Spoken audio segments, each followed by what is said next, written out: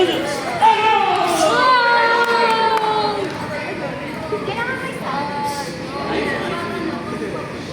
mo ng shape ha.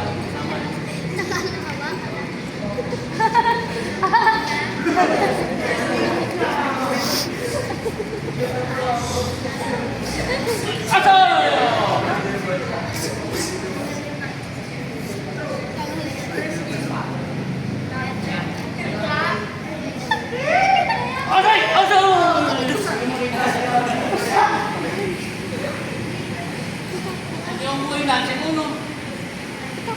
Ikaw, yung dancing, ganun talaga.